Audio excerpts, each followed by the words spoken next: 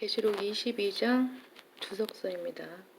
성경 마지막 책의 마지막 장인 22장에 이르렀다. 지금까지 공부하면서 어느덧 우리는 시간이 정지되는 영원히 시작되는 곳에 도달했다. 그래서 22장의 내용은 영원에서 일어나는 것이 분명하다.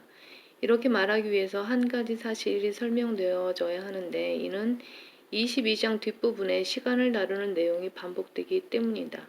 성경의 연대기는 사실상 22장 5절에서 끝나는데 이것은 매우 중요하다. 왜냐하면 앞서 말했듯이 교회라는 낱말이 마지막으로 언급된 것은 계시록 3장 22절이었다. 그럼에도 우리는 다시 계시록 22장 16절에서 나 예수는 교회들에 관한 이런 일을 너희에게 증거하기 위하여 나의 천사를 보내었노라는 말씀을 보게 된다. 그래서 그리스도인들은 여기 22장에서 교회가 다시 나오기 때문에 교회는 4장에서 들림받지 않았다고 말한다. 그렇지만 여러분이 인식해야 할 것은 22장 6절에서 21절은 연대기적인 요소가 더 이상 주어지지 않았고 오히려 앞으로 일어날 일들에 대한 권면과 경고의 연속이다. 22장 17절에서는 교회 시대의 사람들을 향해 경고를 그리고 22장 20절에서는 재림에 관한 언급을 볼 것이다. 어느 누구라도 22장 20절에 이를 때쯤 그리스도가 이미 오고 계심을 명백히 알게 된다. 그분은 19장에서 오셨으며 20장에서 천년을 땅에서 통치하셨고 21장에서는 영원히 시작되었다. 그래서 22장 6절부터는 이러한 일들이 일어나기 전에 마지막 권면과 마지막 경고, 축복을 되풀이 한다. 따라서 22장 6절에서 21절에는 연대기적인 요소가 없는 것이다. 우리가 이렇게 분명히 밝히고 넘어가는 까닭은 스콜필드, 라킨, 펜버, 사우버 등등 이 몇 가지 이유를 들어 22장 1절에서 6절을 천년 기간으로 보기 때문이다. 자, 여러분은 22장 14절을 천년 기간으로 볼 수 있고 22장 16절을 다시 교회 시대로 볼 수 있지만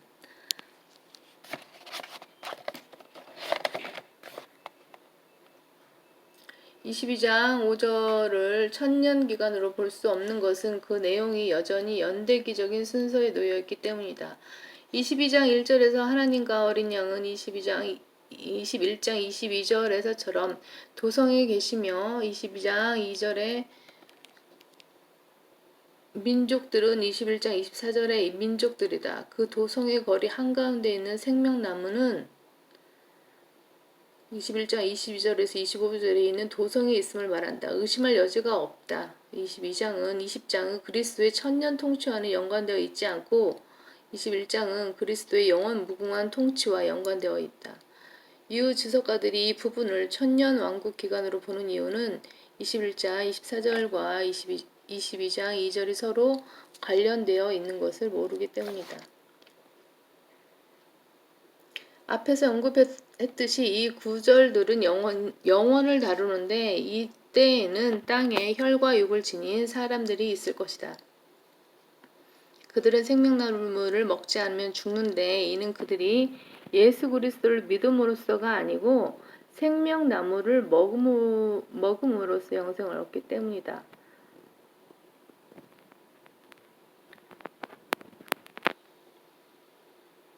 물론 이 단단한 고기는 보수주의 학자들이 씹어먹기에는 너무 질기다.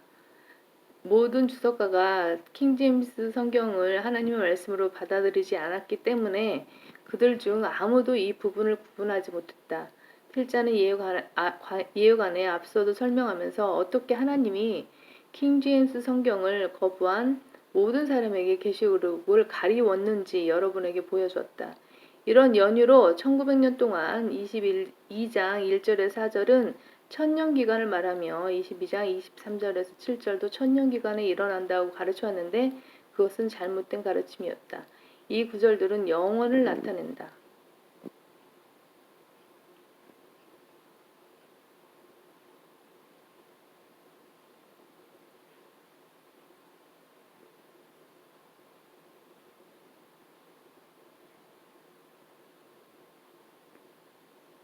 (1611년에) 1611년에 나온 킹제임스 성경을 거부함으로써 계시록이 가리워졌다는 내용입니다. 그 1611년에 나온 성경을 2020년에 받았으니 400년이 넘도록 계산을 어떻게 해야지 이거?